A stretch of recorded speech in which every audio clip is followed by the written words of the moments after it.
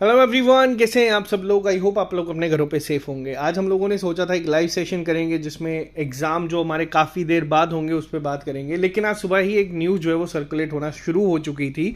और आमतौर पे हम इस तरीके के न्यूज़ पे वीडियोज़ नहीं बनाते हैं, लेकिन ये बनाना ज़रूरी हो चुका है क्योंकि यहाँ पे किसी ना किसी तरीके से एक मिस इन्फॉर्मेशन जो है वो स्प्रेड की जा रही है। आज सुबह से आप लोगों ने बहुत सारे प्लेटफॉर्म्स पे देखा होगा कि 7 लोगों को अरेस्ट करा गया है पुलवामा में जो पेपर है उसको बेचने के लिए। अब ये रियल न्यूज़ क्या है, हम थोड़ा सा यहाँ पे डिटेल में बात करेंगे।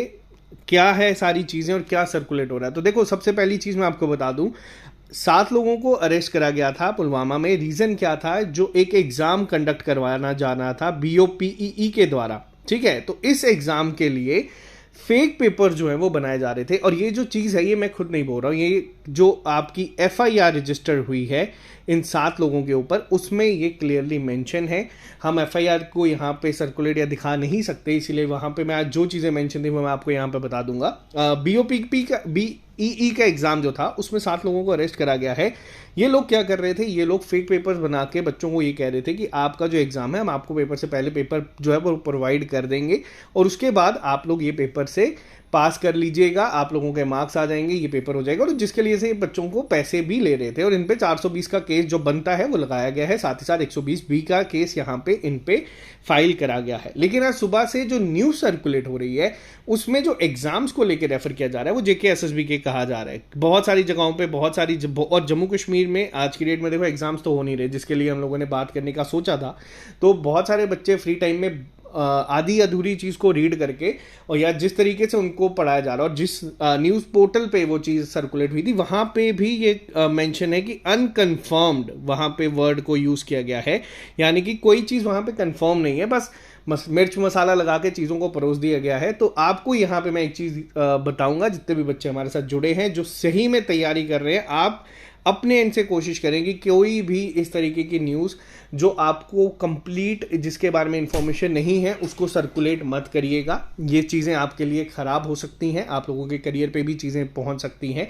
तो ये रिक्वेस्ट है आप लोगों के लिए। जो रियल न्यूज़ है, जो FIR में रजिस्टर्ड है, वो मैंने आप लोगों को बता दिया है।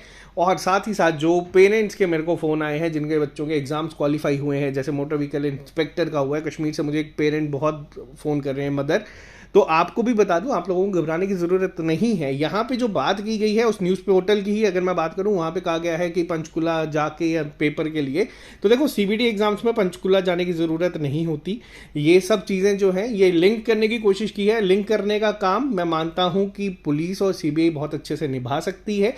एक्चुअल न्यूज़ जो थी वो मैं आपके साथ यहाँ पे शेयर कर दी है। FIR में क्लियरली मेंशन है कि वो एग्ज़ाम BOPEE का था और फेक पेपर बना के उसको सर्कुलेट करने की कोशिश की गई थी, बच्चों को बेचने की कोशिश की गई थी और उनसे पैसे मांगे जा रहे थे। और इस पे 7 लोगों को अरेस्ट किया गया है पुलवामा में। तो ये एक्चुअल न्यूज़ है जो कि FIR में रजिस्टर्ड है। जो बच्चों के द्वारा चीज़ें सर्कुलेट की जा रही है कि कुछ बच्चे ऐसे हैं जिनका शायद से किसी एग्जाम में क्वालिफाई हुआ है, जो रिसेंटली अभी आया है।